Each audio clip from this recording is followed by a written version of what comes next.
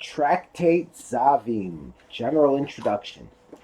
Tractate Zavim deals with the laws of a Zav, plural Zavim, a male who became Tameh as a result of semen-like discharges, called Zov or Ziva, from his organ, see below. The scriptural source for these laws is Vayikra chapter 15, verses 1 through 15. As will be explained in further detail below, the Tumah of a Zav is especially severe. His Tumah lasts longer, a minimum of 7 days, than most types of Tumah. Also, he transmits Tumah to people and things in more ways than most types of Tumah. And his purification procedure also differs in several ways from the purification of other people who are Tameh. Tractate Zavim focuses primarily on how a male becomes a Zav, and how a Zav transmits Tumah to people and things. The Zov discharge. The Zov discharge is a disorder of the male reproductive system. See Rambam commentary to Mishnah 2:1.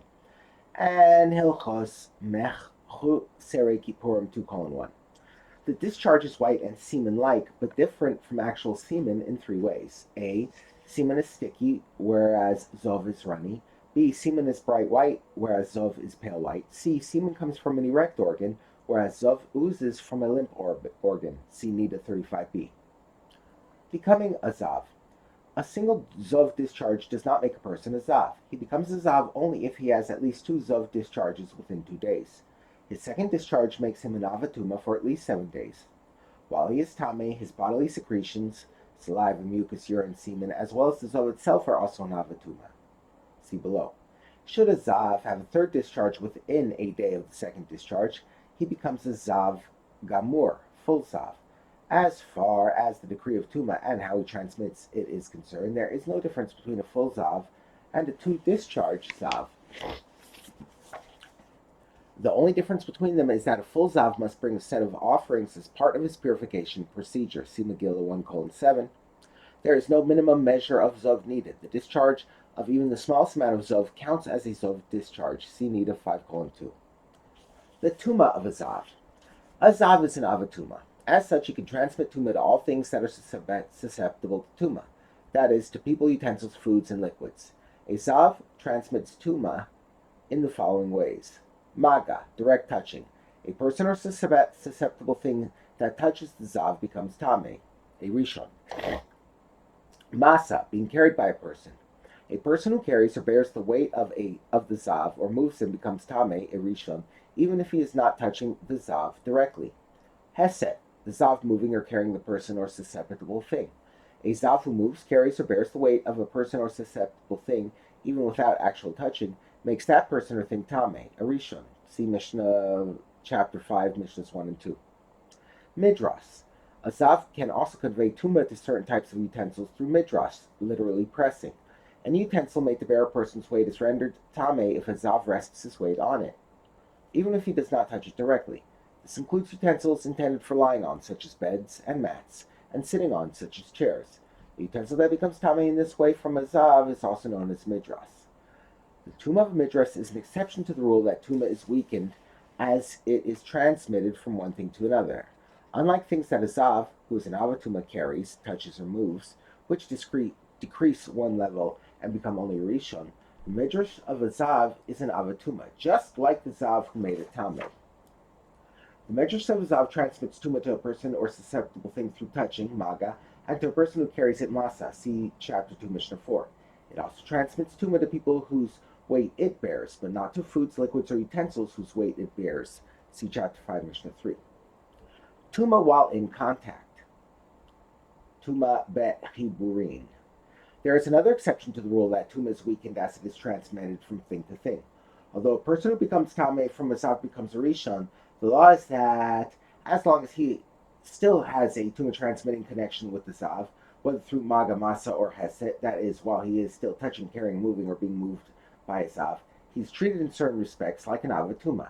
He transmits Tumah to the clothes he is wearing, as well as to any utensils, except earthenware, that he is touching at the time. He does not, however, transmit Tumah to people. Similarly, any food or liquid he touches while still connected becomes Tameh not as a Sheni, but as a Rishon. These rules also apply to a person who becomes Tameh from and is still connected to the Midrash of the Zav. See chapters 5, Mishnahs 1 and 6. Zav-related sources of Tumah. Not only the Zav itself, but certain of its bodily secretions are Tameh as an Avaduma as well, and can transmit Tuma to people, utensils, foods, and liquids. These secretions, known as Ma'inot HaZav, literally the founts of a Zav, included saliva, phlegm, nasal mucus, and urine. See Nida 55b. His semen as well as the Zav discharge itself are also an Avatuma. See Nida 55a and b. The secretions of Zav as well as his Zav and semen transmit Tuma through Maga and Masa. See Kalim chapter 1 Mishnah 3 and Nida Gemara 55a and b. The rule of Tuma while in contact, mentioned above, applies to these sources of Tuma as well. See chapter 5 Mishnah 7. However, these sources of Tuma do not convey Tuma through Hesed. See Nida 54b, 55a. See also Rashta Mishnah 5, chapter 5 Mishnah 1. Nor do they make something Tameh as a Midras. The purification of a Zav. In order for the Zav to become Tahor after the Zav discharge's end, he must count 7 clean days. That is, days that are free of Zav discharge. See Vayikra chapter 15, verse 13. He then purifies himself by immersing himself specifically in a spring or in a body of water connected to a spring. See Vayikra chapter 15, verse 13. Unlike other people who are Tameh, immersing himself in an ordinary mikveh is not sufficient. Like any other Tameh person on the biblical level, he remains a Tevel Yom, retaining a vestige of Tumah for the rest of the day of his immersion, and does not become fully Tahor until nightfall.